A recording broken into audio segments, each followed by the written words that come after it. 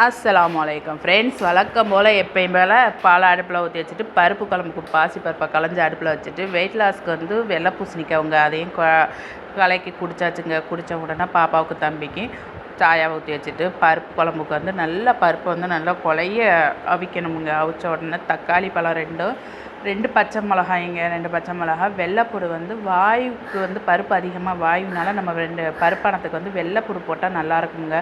2-3 வெள்ளைப்பூடையும் உரித்து போட்டு அதோட வெங்காயத்தையும் போட்டு நல்லா அந்த வெங்காயம் அந்த வெள்ளைப்பூடெலாம் நல்லா கரையிற வரைக்கும் நல்லா வேக விட்டு அது பிறகு கேரட்டு, முருங்கைக்காய், உருளைக்கிழங்கு அது 3 போட்டால் இப்போ கேரட்டு போட்டால் பருப்பானத்துக்கு சூப்பராக இருக்குங்க. 3ஐயும் போட்டு நல்லா கிளறி விட்டு நல்லா வெந்த உடனே நல்லா தலைப்பால் எடுத்து ஊற்றணுமுங்க. தலைப்பால் ஊற்றினோம்னா நல்லா கொதிச்சு வந்தால் அப்புறம் தான் லாஸ்ட்டாக நம்ம தாளிக்க போகும்போது தலைப்பால் ஊற்றணுமுங்க. ஊற்றினா டேஸ்ட்டு சூப்பராக இருக்கும். தலைப்பாலை ஊற்றி அதோட கருவேப்பிலை, கடுகு, உளுந்து போட்டு மிளகாப்பொடி போட்டு தாளித்து இறக்கியாச்சுங்க. அதோட பாப்பாவுக்கு லஞ்சையும் கட்டியாச்சுங்க. தொட்டுக்கிறதுக்கு வந்து வெங்காய முட்டைங்க.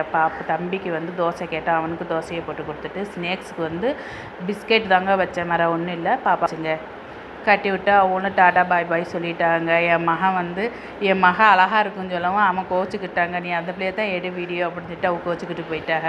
அதோட ஸ்கூல்லையும் கொண்டு போய் விட்டாச்சு. பிடிச்சிருந்தா லைக் பண்ணுங்கள், கமெண்ட் பண்ணுங்கள், கொஞ்சம் சப்போர்ட் பண்ணுங்கள்.